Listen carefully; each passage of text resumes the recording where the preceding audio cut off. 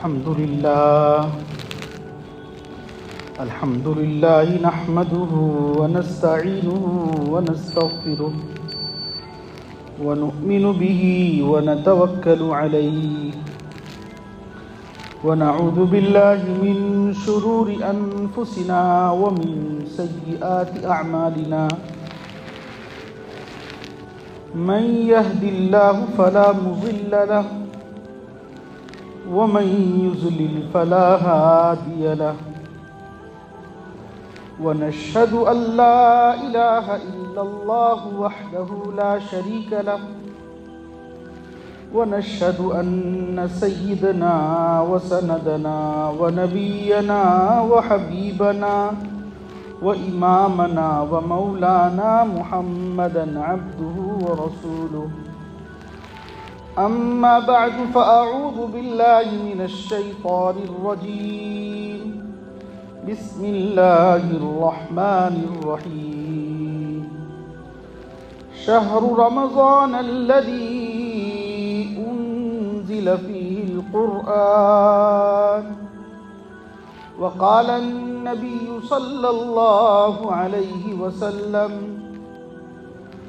من قام رمضان إيمانا واحتسابا غفر له ما تقدم من ذنبه من صام إيمانا واحتسابا غفر له ما تقدم من ذنبه من قام ليلة القدر إيمانا واحتسابا غفر له ما تقدم من ذنبه أو كما قال صلى الله عليه وسلم۔ عزیزان محترم، میرے دینی اسلامی بھائی، جیسا کہ ہم سب جانتے ہیں، رمضان المبارک کا رحمتوں اور برکتوں بھرا مہینہ ہمارے سامنے آیا ہی چاہتا ہے۔ یہ مہینہ بڑا متبرک مہینہ ہے، بڑا عظیم الشان مہینہ ہے۔ اس مہینے کا ایک ایک لمحہ اور اس مہینے کا ایک ایک منٹ ہمارے لیے انتہائی قیمتی ہے۔ ہمارا حال یہ ہے، غفلت کے ساتھ، لاپرواہی کے ساتھ، بے توجہی کے ساتھ رمضان کے مہینے میں داخل ہو جاتے ہیں، اور بات یہاں تک پہنچتی ہے کہ نیکی کا کام آج کریں گے، کل کریں گے، آج کل پر ٹالتے ٹالتے پورا رمضان المبارک کا مہینہ گزر جاتا ہے۔ یہ ہمارے لیے انتہائی محرومی کی بات ہے۔ یہ رمضان کا پورا مہینہ یہ روحانیت بھرا مہینہ ہے۔ یہ رمضان کا پورا مہینہ اپنے آپ کو بنانے کا مہینہ ہے۔ یہ رمضان کا پورا مہینہ اللہ سے قرب کا مہینہ ہے، اللہ سے تعلق والا مہینہ ہے، اللہ تعالیٰ سے نزدیک ہونے والا مہینہ ہے۔ اس مہینے کے اندر ہمارا عمل یہ ہونا چاہیے کہ ہم ایک ایک لمحہ کو اور ایک ایک وقت کو ہم ناپ ناپ کر اور تول تول کر ہم صرف کریں۔ یہ رمضان المبارک کا مہینہ اس لیے بھی اہمیت رکھتا ہے، یہ پورا مہینہ ایک ٹریننگ کورس ہے، یہ تربیت کا زمانہ ہے۔ 11 مہینے ہم اپنے جسم کو غذا دیتے رہے، 11 مہینے ہم دنیاوی مصروفیات میں لگے رہے، اور دنیاوی چیزوں میں ہم ایسا منہمک ہوئے کہ اللہ تعالیٰ سے رشتہ ہمارا کمزور سے کمزور ہوتا چلا گیا۔ یہ مہینہ ہمیں اور آپ کو ملنے والا ہے، ہم اللہ سے اپنے تعلق کو بحال کریں، اللہ تعالیٰ سے جو رشتہ کمزور ہو چکا ہے ہم اللہ تعالیٰ کے قریب ہوں، ہم اپنی روحانیت کو ترقی دیں، اور یہ روحانیت کو ترقی دینا یہ اللہ تعالیٰ کے قرب کا بہترین ذریعہ ہے۔ اللہ تعالیٰ سے مضبوط رشتہ پیدا کرنے کا بہترین طریقہ اور ذریعہ ہے۔ ایک کامیاب تاجر تجارت کے موسم کے آنے سے پہلے وہ ایک منصوبہ بناتا ہے، وہ تیاری کرتا ہے کہ موسم تجارت میں ہم کو کس طریقے سے کام کرنا ہے۔ وہ ایک نقشہ بناتا ہے، ایک نظام الاوقات بناتا ہے، اور ایک فکر اس کو رہتی ہے سامان کہاں سے لیں گے اور وہ سامان کہاں بیچیں گے تو ہم کو فائدہ ہوگا۔ میرے دوستو، کہنے کا حاصل یہ ہے، رمضان کے آنے سے پہلے ہم کو رمضان کی تیاری کرنا ہے کہ رمضان سے پہلے ہم کہاں کھڑے ہیں، اسلام کے اعتبار سے، ایمان کے اعتبار سے، روحانیت کے اعتبار سے ہم اپنا جائزہ لیں۔ ہم جھوٹ بول رہے ہیں، اس کو ختم کریں۔ ہمارے اندر بہت ساری گڑبڑی ہے، اس کو ختم کریں۔ جو آدمی تاجر اسی وقت کامیاب ہوتا ہے جب پہلے سے پلاننگ کرتا ہے، اور پلاننگ کرنے کے بعد اور اپنا شیڈول بنانے کے بعد وہ ایک کامیاب طریقے سے تجارت کرتا چلا جاتا ہے۔ یہ رمضان کا پورا مہینہ ہمیں ایک نظام الاوقات بنا لینا چاہیے، اور یہ فکر ہو، یہ کڑھن ہو، یہ جذبہ ہو، یہ شوق ہو کہ یہ رمضان المبارک کا پورا مہینہ ہم اللہ تعالیٰ کی یاد میں، اللہ کی فکر میں اور اللہ تعالیٰ کو منع کر کے گزاریں گے۔ ہمارا کوئی لمحہ بیکار نہ جائے۔ ایک انسان کو یہ تڑپ اور یہ جذبہ رکھنا چاہیے۔ اگر کوئی لمحہ غفلت کے گزر جائے تو اس سے بڑا نقصان اور اس سے بڑا خسارہ اٹھانے والا کوئی اور شخص نہیں ہو سکتا۔ آخر کیا وجہ تھی کہ میرے اور آپ کے آقا تاجدار مدینہ، سرور دو عالم، فخر بنی آدم جناب محمد رسول اللہ صلی اللہ علیہ وسلم دو مہینہ پہلے اس کی تیاری کیا کرتے تھے۔ ہم یہ سمجھتے ہیں کہ رات دن اور دن مہینوں کے اندر بھی ہے، رات دن رمضان المبارک میں بھی آتا ہے، جیسے اور مہینے کے ایام ہیں رمضان المبارک میں بھی وہ ایام آتے ہیں۔ لیکن اگر دیکھا جائے، اللہ تعالیٰ نے رمضان کو اپنی طرف منسوب کیا ہے۔ شعبان، رمضان اللہ کا مہینہ ہے، اور جب نسبت لگ جائے تو نسبت آدمی کو بڑا بنا دیتی ہے۔ بیت اللہ شریف ایک گھر ہے، اس کے اندر پلاسٹر بھی نہیں ہے، اس کی کوئی خاص وجہ نہیں ہے بڑے ہونے کی، لیکن اس کو نسبت حاصل ہو گئی اللہ کی۔ اس کو کہا جاتا ہے بیت اللہ، اللہ کا گھر۔ اللہ کی نسبت لگنے کی وجہ سے دنیا کی حسین سے حسین تر چیز بھی اس کے سامنے پھیکی نظر آنے لگی۔ لوگ وہاں جانا فخر محسوس کرتے ہیں، طواف کرنا ثواب کا کام سمجھتے ہیں، خانہ کعبہ کو دیکھنا ایک عظیم الشان کام سمجھتے ہیں۔ کیوں؟ نسبت اللہ سے جڑ گئی، وہ بیت اللہ بن گیا، اللہ کا گھر، کسی عام آدمی کا گھر نہیں۔ رمضان کا مہینہ بھی اللہ کا مہینہ ہے۔ رمضان میں اللہ تعالیٰ ثواب جو عطا فرمائیں گے، فرماتے ہیں میں اس کا بدلہ خود دیتا ہوں۔ ظاہر سی بات ہے کہ اللہ تعالیٰ رمضان کے علاوہ جتنے مہینے ہیں اور جتنی عبادتیں ہیں، ان تمام کا ثواب اللہ فرشتوں سے دلواتے ہیں۔ جب رمضان کی باری آتی ہے تو اللہ کہتے ہیں روزہ میرے لیے ہے اور اس کا بدلہ میں خود دوں گا۔ ظاہر سی بات ہے جب اللہ بدلہ دینا چاہیں، اللہ کی شان نرالی، اللہ کی شان پیاری، اللہ کی کوئی انتہا نہیں، اللہ اپنے شایان شان ایک مومن بندے کو نوازتے ہیں۔ تو یہ نسبت لگنے کی وجہ سے اللہ تعالیٰ انسان کو بڑا بنا دیتے ہیں۔ لہذا یہ رمضان کا مہینہ جو ہمارے سامنے آ رہا ہے، اس کو معمولی مہینہ نہیں سمجھنا چاہیے۔ دوسری بات، قرآن کریم نے صاف صاف فرمایا یہ رمضان کا مہینہ اس لیے دیا گیا تاکہ ہمارے اندر، دنیا بھر کے تمام مسلمانوں کے اندر تقوی اور خشیت پیدا ہو۔ تقوی کا مطلب کیا ہے؟ انسان اپنی خواہشات پر کنٹرول کر لے ہر چیز میں، اور یہ سوچے اللہ کے یہاں ہم کو جانا ہے، اللہ کی عظمت کی وجہ سے، اللہ کے جلال کی وجہ سے، اللہ کی بڑائی کی وجہ سے، اللہ کی کبریائی کی وجہ سے میں غلط کام کے قریب نہیں جا سکتا۔ لعلکم تتقون، یہ روزہ اور رمضان کے مہینے میں ہم اور آپ روزہ رکھتے ہیں، بہت ساری چیزیں ہم دیکھتے ہیں، طبیعت چاہتی ہے غیبت بھی کریں، طبیعت چاہتی ہے جھوٹ بھی بولیں، لیکن وہ بندہ جھوٹ پر اپنے نفس کو کچل دیتا ہے اور یہ خیال کرتا ہے کہ نہیں، اللہ کے سامنے مجھے جواب دینا ہے۔ یہ تقویٰ اور یہ خشیت اللہ کے خوف کی وجہ سے اور اللہ کے ڈر کی وجہ سے وہ جھوٹ بولنے سے باز آ گیا۔ روزہ رکھ کر کے ایک آدمی کی طبیعت چاہ رہی ہے کہ میں فلاں کی غیبت کروں اور خوب غیبت کروں، لیکن اللہ کو دیکھ کر، اللہ کے جلال کو دیکھ کر، اللہ کی بڑائی کو دیکھ کر، اللہ کی عظمت کو دیکھ کر وہ جھوٹ نہیں بولتا، غیبت نہیں کرتا۔ اس کو معلوم ہے کہ قیامت کے دن مجھے حساب دینا ہے۔ یہ تقویٰ ہے۔ یہ تقویٰ کہاں سے پیدا ہوتا؟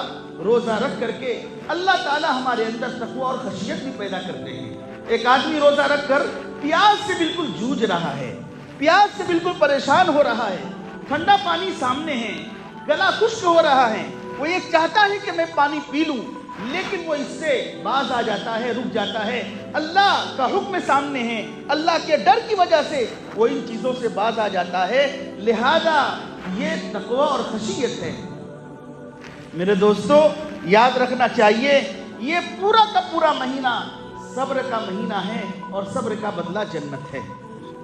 یہ صبر کا مہینہ ہے اور صبر کا بدلہ جنت ہے۔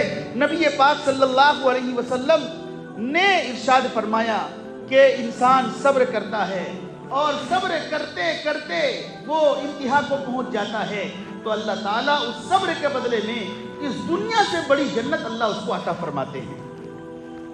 یہ مہینہ صبر کا مہینہ ہے، یہ مہینہ غمخواری کا مہینہ ہے۔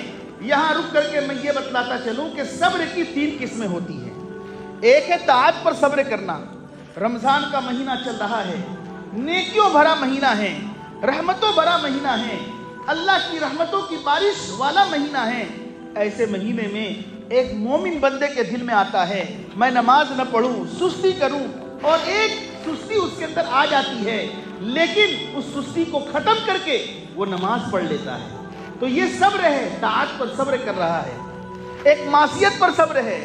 ایک انسان کی طبیعت چاہتی ہے سب کچھ میرے ہاتھ میں ہے، گالی دینا میرے ہاتھ میں ہے، جھوٹ بولنا میرے ہاتھ میں ہے، لیکن وہ دیکھ رہا ہے رمضان کا مہینہ ہے، اس کی وجہ سے وہ ان چیزوں سے باز آ جاتا ہے۔ تو یہ معصیت پر صبر کرنا ہے۔ ایک صبر ہوتا ہے مصیبت پر صبر کرنا۔ تکلیف آ گئی، گھر میں کسی کا انتقال ہو گیا، وہ واویلا کر سکتا ہے، ہنگامہ کر سکتا ہے، شور مچا سکتا ہے، رو دھو سکتا ہے، لیکن اللہ کے ڈر اور خوف کی وجہ سے وہ اس پر صبر کرتا ہے۔ تو میرے دوستو، صبر، یہ روزہ اور رمضان جو ہے پورا مہینہ صبر کا مہینہ ہے اور صبر کا بدلہ جنت ہے۔ نبی پاک صلی اللہ علیہ وسلم ارشاد فرماتے ہیں، حضرت سلمان فارسی رضی اللہ تعالیٰ عنہ روایت کرتے ہیں کہ شعبان کے آخر میں نبی پاک صلی اللہ علیہ وسلم ایک لمبا خطبہ دیا کرتے تھے۔ فرمایا یا ایھا الناس قد اظلکم شہر عظیم شہر مبارک، اے لوگوں تم پر ایک رحمتوں بھرا مہینہ آنے والا ہے، سایہ فگن ہونے والا ہے، برکت والا مہینہ ہے، عظمت والا مہینہ ہے، روحانیت والا مہینہ ہے۔ اس مہینے کے اندر ایک رات آتی ہے، وہ 1000 مہینوں سے افضل ہے۔ اللہ تعالیٰ نے اس رات میں، اللہ تعالیٰ نے ان دنوں میں روزہ رکھنے کو فرض قرار دیا ہے۔ رمضان کا روزہ کیا ہے؟ ہمارے لیے فرض ہے، اور فرض کے تعلق سے ہم جانتے ہیں ہر حال میں اس کا پورا کرنا ضروری ہے، کسی بھی حال میں ہم اس کو چھوڑ نہیں سکتے۔ رمضان کا مہینہ یہ روزے کا مہینہ ہے اور روزہ ہم پر فرض ہے، لہذا ہمیں چاہیے کہ رمضان کا پورا مہینہ ہم روزے سے ہوں، بلا عذر ہم روزہ نہ چھوڑیں۔ لیکن آج ہمارے اندر ایسی گڑبڑیاں آ گئی اور ایسے ہم جو ہیں دنیا کے اندر الجھ گئے، معمولی بہانے سے روزہ جیسی عظیم الشان عبادت کو ہم چھوڑ دیتے ہیں۔ یاد رکھیے، ہر چیز کی ایک زکوٰۃ ہوتی ہے، جسم کی زکوٰۃ روزہ ہے، ہر چیز کی ایک عبادت ہوتی ہے، اور یہ عبادت کا دروازہ جو ہے، عبادت کا دروازہ روزہ ہے۔ لہذا جب جسم کی زکوٰۃ روزہ ہے، اور زکوٰۃ اس لیے نکالی جاتی ہے تاکہ ہمارا مال صاف ہو جائے، پاک ہو جائے، ہم جسم کے گندگی کو، بدبو کو روزہ کے ذریعے دور کرتے ہیں۔ لہذا جب روزہ کے ذریعے دور کرتے ہیں ہمارا فرض بنتا ہے، ہمارے لیے ضروری ہے کہ روزہ جیسی عظیم الشان چیز کو بلا عذر اور بغیر اس کے ہم نہ چھوڑیں، کیونکہ روزہ ہم پر فرض ہے۔ کل قیامت کے دن اللہ تعالیٰ روزے کے تعلق سے پوچھیں گے تو ہم کچھ جواب نہیں دے سکتے، لہذا ضروری ہے کہ رمضان کا روزہ جو ہم پر فرض ہے اس کا اہتمام ہو۔ اور تراویح، ایک انسان عبادت کرتا ہے اس لیے تاکہ ہم اللہ کے قریب ہو جائیں۔ اللہ نے تراویح کو سنت مؤکدہ قرار دیا۔ یہ تراویح کیا ہے؟ سنت مؤکدہ ہے، اور سنت مؤکدہ کا مطلب یہ ہوتا ہے جس کا کرنا ضروری ہے۔ جیسے ظہر سے پہلے 4 رکعت پڑھنا، یعنی فرض نماز سے پہلے 4 رکعت جو سنت ہے اس کو ہم نام دیتے ہیں یہ سنت مؤکدہ ہے، جو بلا عذر چھوڑا نہیں جاتا۔ نبی پاک صلی اللہ علیہ وسلم نے اس پر پابندی کی ہے، مواظبت فرمائی ہے، لہذا ظہر سے پہلے 4 رکعت کا پڑھنا یہ سنت مؤکدہ ہے، اس کو چھوڑا نہیں جاتا۔ فجر سے پہلے 2 رکعت جو ہے وہ بھی سنت مؤکدہ ہے، ایسے ہی تراویح یہ سنت مؤکدہ ہے۔ اور تراویح کو جماعت کے ساتھ پڑھنا یہ فرض کفایہ ہے۔ فرض کفایہ کا مطلب یہ ہوتا ہے کہ اگر محلے میں کوئی بھی جماعت کے ساتھ نماز نہ پڑھے مسجد میں تو پوری بستی والے گنہگار ہوتے ہیں۔ یہ 2 چیزیں ہیں، ایک تو تراویح خود سنت مؤکدہ، اور تراویح کے ساتھ ساتھ جماعت کے ساتھ پڑھنا یہ فرض کفایہ کے درجے میں ہے۔ اب ظاہر سی بات ہے تراویح کے اندر جو 20 رکعت تراویح ہم پڑھتے ہیں، 20 رکعت تراویح میں 40 سجدے ہوتے ہیں۔ اور یاد رکھیے اللہ کا قرب، یاد الہی، اللہ کی نزدیکی اور اللہ سے جو محبت سجدوں کے ذریعے نصیب انسان کو ہوتا ہے، کسی اور چیز سے وہ قرب اور وہ نزدیکی نہیں مل سکتی۔ یہ اللہ کا عظیم الشان اور رحمت ہے ہم پر، اور فضل ہے ہم پر کہ اللہ نے تراویح جیسی عظیم الشان ہمیں چیز عطا فرمائی ہے۔ تراویح کیا ہے؟ تراویح پڑھنے کی وجہ سے ہم ایک قرآن مکمل سن کر کے ختم کر لیتے ہیں، اور ایک تو حافظ کو قرآن سنانے کا موقع ملتا ہے، اور جو سنتے ہیں وہ سن کر کے اپنا ایک قرآن ختم کر لیتے ہیں۔ 2 چیزیں ہیں، ایک تو یہ کہ تراویح میں قرآن سننا، اور ایک پورا مہینہ تراویح پڑھنا، 2 الگ الگ سنت ہیں۔ ہمارے یہاں یہ گڑبڑی ہوتی چلی آئی ہے، اور ہم دیکھتے ہیں چند دن تراویح پڑھ کر ہم جو ہے پھر آزاد ہو جاتے ہیں، آرام کرنے لگتے ہیں، اور ہم یہ سوچتے ہیں کہ بھائی اب ہم فارغ ہو گئے، اور ہم مسجد تلاش کرتے ہیں، گھر تلاش کرتے ہیں، کہاں جلدی سے جو ہے تراویح ختم ہوتی ہے وہاں جانے کی کوشش کرتے ہیں۔ حالانکہ تراویح جو عظیم الشان عبادت ہے، اللہ کے قرب کا وسیلہ ہے، اللہ کے قرب کا ذریعہ ہے، ہونا یہ چاہیے اللہ تعالیٰ کے لیے ہم وقت ہم اللہ کی عبادت میں لگے رہیں۔ لیکن رمضان جیسا عظیم الشان مہینہ جو ماہ قرآن ہے، ماہ قرآن میں بھی ہم قرآن سے دور رہنا چاہتے ہیں۔ ایک تو 11 مہینے ہم قرآن سے الگ رہے، ہمارا پڑھنا قرآن سے ہمارا جو رشتہ ہونا چاہیے وہ قرآن سے رشتہ باقی نہیں رہتا۔ 11 مہینے لاؤبالی پن میں ہم نے گزار دیے، قرآن کی طرف ہم نے فکر نہیں کی، تلاوت نہیں کی، اور جب رمضان کا مہینہ آتا ہے جس میں اللہ نے قرآن اتارا ہے، گویا کہ رمضان کا مہینہ ماہ قرآن ہے، ماہ قرآن میں بھی قرآن سے دوری یہ ہمارے لیے لعنت کا سبب ہے، یہ ہمارے لیے اللہ سے دوری کا سبب ہے، یہ ہمارے لیے پھٹکار کا سبب ہے۔ ہونا یہ چاہیے کہ بھائی اللہ نے اس مہینے میں قرآن اتارا ہے، ہمارا رشتہ قرآن سے اور مضبوط ہونا چاہیے، ہمارا رشتہ قرآن سے اور اچھا ہونا چاہیے۔ گویا کہ روزہ اور رمضان اور قرآن میں ایک مناسبت ہے۔ کون سی مناسبت ہے؟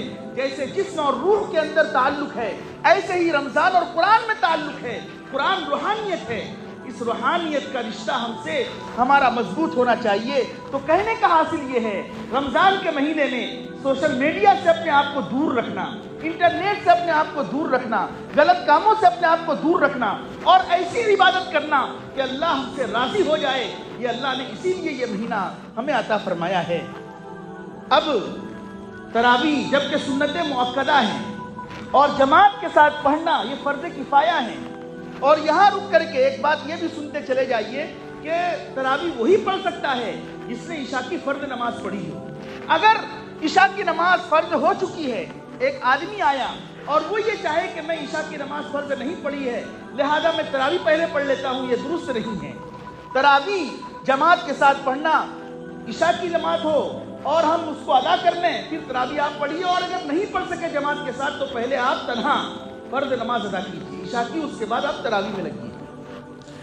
میرے دوستو، آج جو تراویح سے غفلت ہوتی جا رہی ہے اور بڑھتی جا رہی ہے، رمضان جیسے مبارک مہینے میں بھی ہم قرآن کو آباد کرنے کے بجائے ہوٹلوں کو آباد کر رہے ہیں۔ رمضان جیسے عظیم الشان مہینے میں بھی ہم کو ٹی وی سے دور رہنا ہے، انٹرنیٹ سے دور رہنا ہے، اسی میں لگے ہوئے ہیں، ہم بھی لگے ہوئے ہیں اور ہماری خواتین بھی لگی ہوئی ہے۔ ہمارا رمضان کا پورا مہینہ ہماری خواتین کا عید کی شاپنگ کے نظر ہو جاتا ہے۔ کہاں گیا قرآن، کہاں گئی اللہ کی عبادت؟ ہم نے شروع ہی رمضان سے اپنا شاپنگ کرنا، عید کی شاپنگ کرنا شروع کر دیا۔ آج بچے کا کپڑا لے رہے ہیں، کل کچھ اور کر رہے ہیں، پرسوں کچھ اور کر رہے ہیں۔ یہ اللہ نے جو مہینہ دیا تھا، یہ عبادت بھرا، یہ موسم بہار ہے، نیکیوں کا موسم بہار۔ جتنی اللہ کی رحمتیں اور اللہ کی نیکیاں لوٹنا چاہیں، آسانی سے ہم اس کو حاصل کر سکتے ہیں۔ میرے دوستو، یہ ہمارے لیے بہت ہی محرومی کی بات ہوگی اگر ہم نے رمضان کے مہینے کو یوں ہی ضائع کر دیا۔ حدیث میں ہے، سرکار دو عالم صلی اللہ علیہ وسلم ارشاد فرماتے ہیں، 3 چیزوں کا بیان ہے۔ من صام رمضان ایمانا و احتسابا غفر له ما تقدم من ذنبہ۔ جس نے روزہ رکھا، کس طرح؟ اخلاص کے ساتھ، اللہ کے لیے، اللہ کی رضا کے لیے، ریاکاری مقصود نہیں تھی۔ اللہ فرماتے ہیں اس کے صغیرہ تمام گناہ معاف کر دیے جاتے ہیں۔ ایک حدیث میں ہے، من قام رمضان ایمانا و احتسابا غفر له ما تقدم من ذنبہ۔ جس نے تراویح پڑھی ایمان کے ساتھ اور سچی نیت کے ساتھ، اخلاص کے ساتھ، اللہ صغیرہ اس کے تمام گناہ معاف کر دیتے ہیں۔ من قام لیلۃ القدر ایمانا و احتسابا غفر له ما تقدم من ذنبہ۔ اور جس نے لیلۃ القدر میں قیام کیا، اللہ تعالیٰ اس کے بھی صغیرہ تمام گناہ معاف کر دیتے ہیں۔ میرے دوستو، یہ ہمارے سامنے رحمتوں بھرا مہینہ جو آ رہا ہے، ہمیں چاہیے کہ رمضان سے پہلے ہم اپنی تیاری کریں، فل تیاری کریں، اور ایک نظام الاوقات بنائیں کہ زیادہ سے زیادہ ہم اپنا وقت عبادت میں لگائیں گے۔ دنیاوی مصروفیات کو آپ کم کر دیجیے، عبادت میں زیادہ سے زیادہ وقت لگے۔ اور اس کا طریقہ یہی ہے کہ ہم غیر رمضان میں نوافل نہیں پڑھتے تھے، نوافل ہم رمضان میں زیادہ پڑھیں گے، اوابین کا بھی اہتمام کریں گے، اور چاشت کا بھی اہتمام کریں گے، تہجد کا بھی اہتمام کریں گے۔ اگر یہ فکر ہو، یہ جذبہ ہو، تو اللہ تعالیٰ رمضان کا پورا مہینہ ہماری عبادت میں گزرے گا، اور اللہ خوش ہو جائے گا، اور اللہ جب راضی ہو جائے گا تو پھر اس انسان کا بیڑا پار ہو جائے گا، وہ جنت میں یقیناً چلا جائے گا۔ تو میرے دوستو، کہنے کا حاصل یہ ہے، یہ رمضان کا مہینہ جو آ رہا ہے، اس کو ہم یوں ہی نہ گزاریں اور اسی طرح نہ گزاریں، کیونکہ اور یہ سوچ کر کے ہم کو رمضان کا مہینہ گزارنا ہے کہ ہو سکتا ہے یہ میرا آخری رمضان ہو سکتا ہے مجھے اس رمضان کے بعد رمضان ملے نہ ملے۔ کتنے سارے لوگ تھے جو گزشتہ ہمارے ساتھ تھے، آج وہ ہمارے درمیان نہیں ہیں، آج وہ اپنی قبروں میں ہیں۔ اس لیے ہم کو موقع مل رہا ہے۔ ایک آدمی کو جب موقع ملے اور موقع میں بھی وہ موقع کو گنوا دے، اس سے بڑا بدنصیب کون شخص ہوگا؟ نبی پاک صلی اللہ علیہ وسلم نے اسی لیے فرمایا، اے لوگو، رمضان میں نفل کا ثواب فرض کے برابر اور فرض کا 70 فرائض کے برابر۔ یہ کوئی معمولی چیز نہیں ہے۔ چھوٹے سے چھوٹے عمل پر اللہ بہت بڑا ثواب دے رہے ہیں، اور اتنا بڑا ثواب اللہ عطا فرما رہے ہیں، پھر ہمارا عمل یہ ہو کہ اللہ دینا چاہے اور ہم دور بھاگیں؟ یہ کوئی عقل مندی کی بات تو نہیں ہوئی۔ اللہ فرماتے ہیں، لو یہ نیکیاں حاصل کر لو، کتابوں میں لکھا ہے عبادات میں اضافہ ہو جائے، اور دنیاوی مصروفیات کو آپ کم کر دیں۔ ہم نے 11 مہینے جسم کو غذا سے پالا ہے، لیکن یہ مہینہ روحانی غذا کو ترقی دینے کا ہے، روحانی غذا کو ترقی دینے کا ہے۔ اس لیے نبی پاک صلی اللہ علیہ وسلم نے چند چیزیں ارشاد فرمائی۔ ایک تو یہ کہ اس کے اندر روزہ فرض ہے۔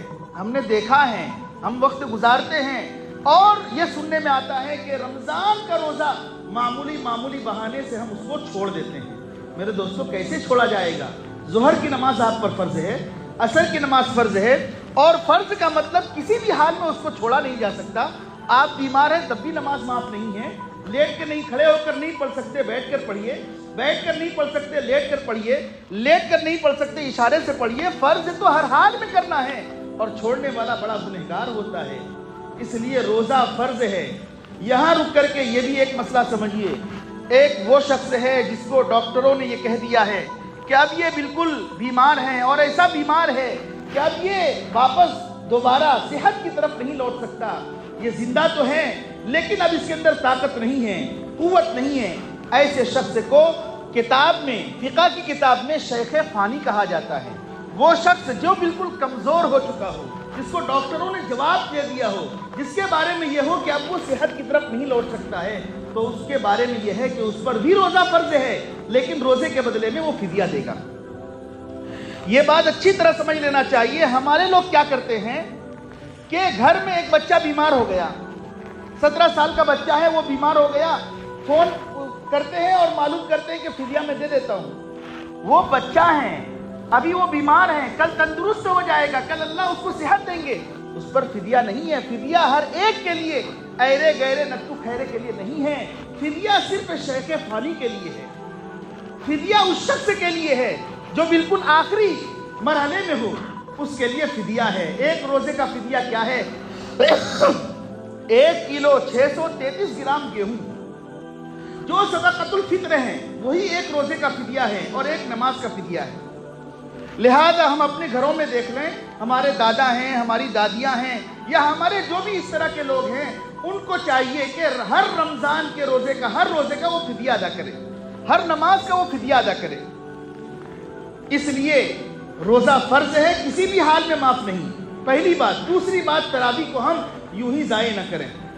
یہ سوچیں کہ یہ میری آخری تراویح ہے، آئندہ سال مجھے نصیب ہو نہ ہو. اس لیے تمام تر مصروفیات کو چھوڑ کر آپ عبادت میں ہم کو لگنا چاہیے.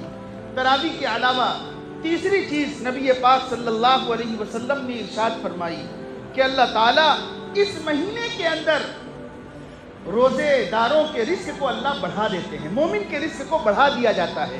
ہم دیکھتے ہیں رمضان میں وہ سب کچھ کھاتے ہیں جو غیر رمضان میں نہیں کھاتے. اللہ تعالیٰ مومن کی رزق کو بڑھاتے ہیں. اور آپ نے یہ فرمایا جو کسی روزے دار کو افطار کراتا ہے، اللہ تعالیٰ اس کے سارے صغیرہ گناہ کو معاف کر دیتے ہیں. صحابہ اکرام رضوان اللہ علیہم اجمعین نے ارشاد فرمایا، ہم میں سے تو ہر کوئی یہ طاقت نہیں رکھتا کہ کسی روزے دار کو افطار کرائیں اور اس کو کھانا کھلائیں. نبی پاک صلی اللہ علیہ وسلم نے فرمایا مطلب یہ ہے کہ روزے دار کو دودھ بھی پلا دینا اور دودھ سے افطار کرا دینا، چھوارے سے افطار کرا دینا، کھجور سے افطار کرا دینے کا بھی فائدہ اور ثواب وہی ہے جو روزہ دار کو افطار کرانے کا ثواب ہے. افطار کرانے کا یہ مطلب نہیں ہے کہ پیٹ بھر کر کھانا کھلائے. ہاں، اگر کسی روزے دار کا افطار کوئی پیٹ بھر کر کرا دیتا ہے تو اللہ نبی پاک صلی اللہ علیہ وسلم فرماتے ہیں اللہ اس بندے کو میرے حوض سے ایسا پانی پلائے گا کہ کبھی اس کو پیاس نہیں لگے گی. یہ فضیلت ہے. نبی پاک صلی اللہ علیہ وسلم نے یہ بھی فرمایا یہ مہینہ غمخواری کا مہینہ ہے. غمخواری کا مطلب ہے ہمدردی ہو. ذرا ہم اپنے اڑوس پڑوس کو دیکھیں. ہم روزے سے ہیں، ہمارے گھر میں ساری چیزیں ہیں، ہمارے گھر کے بغل کا آدمی جو ہے بالکل پریشان ہیں، رشتہ دار اور اعزہ پریشان ہیں. کتنے سارے ایسے ہیں جو غربت میں جوجھ رہے ہوتے ہیں، پریشان ہیں. یہ غمخواری کا مہینہ ہے. ہم کو اس کے تعلق سے فکر مند ہونا چاہیے. آج وہ کمزور ہے، آج وہ اس لیے روزہ نہیں رکھ پا رہا ہے کہ گھر میں کچھ کھانے کا نہیں ہے. اللہ نے اگر وسیلہ دیا ہے، اللہ نے اگر ہم کو کچھ دیا ہے، تو اس رمضان کے مہینے میں غمخواری کرنا، ہمدردی جتلانا اور یہ دکھلانا کہ بھائی ہم تمہارے ساتھ ہیں، اور اس کو راشن پانی کا انتظام کرنا. اگر کوئی کرتا ہے تو اللہ تعالیٰ اس کو بدلہ عطا فرمائیں گے، اس کو ثواب عطا فرمائیں گے. اس لیے کل قیامت کے دن ایک بندہ کو بلایا جائے گا. نبی پاک صلی اللہ علیہ وسلم فرماتے ہیں اللہ اس بندے کو بلائیں گے اور کہیں گے کہ میں بھوکا تھا، تو نے مجھے کھانا نہیں کھلایا، میں پیاسا تھا، تو نے مجھے پانی نہیں پلایا. وہ بندہ پریشان ہوگا، اے اللہ آپ تو کھانے پینے سے اور بیمار ہونے سے آپ تو پاک ہیں، آپ کو کھانا کھلانے کا کیا مطلب ہے؟ آپ کو پانی پلانے کا مطلب کیا ہے؟ آپ کی عیادت کرنے کا مطلب کیا ہے؟ اللہ فرمائے گا اے لوگو یاد رکھو کہ جو دنیا کے اندر میرے کسی غریب کی حاجت پوری کرتا، کھانا کھلاتا، تو اس کا ثواب آج وہ میرے پاس پاتا. اگر دنیا کے اندر کوئی کسی پیاسے کو پانی پلاتا تو اس کا ثواب آج میں دیتا. اور اگر دنیا میں جو مسلمان بندہ بیمار تھا اس کی عیادت کرتا تو اس کا ثواب میں دیتا. یہ مطلب ہے میرے بھوکے اور پیاسے رہنے کا. لہذا یہ ہمدردی ہم کو دیکھنا ہے. غربت سے لوگ جوجھ رہے ہیں, ان کو دیکھنے والا نہیں ہے. ہماری ذمہ داری بنتی ہے, گھر کے افراد کی ذمہ داری بنتی ہے.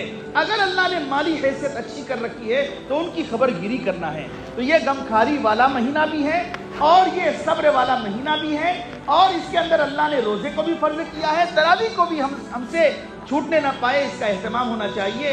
اور ایک ہمارا ذہن بننا چاہیے, گھروں میں ایک ماحول ہو, دینی ماحول ہو. ہم اپنے بچے کو سکھائیں, بیٹا یہ رمضان کا مہینہ ہے, عبادت کا مہینہ ہے, کوئی وقت جو ہے یوں ہی خالی نہ جائے, ضائع نہ ہو, اور بالکل اہتمام کے ساتھ اچھے طریقے سے ہم کو گزارنا ہے.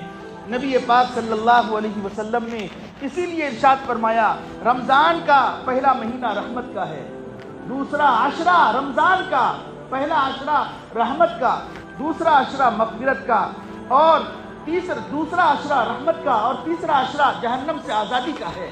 میرے دوستو, اولہ رحمت واوسطہ مغفرت وآخرہ عتق من النار. پہلا عشرہ رحمت کا, دوسرا عشرہ مغفرت کا, اور تیسرا عشرہ جہنم سے خلاصی کا ہے.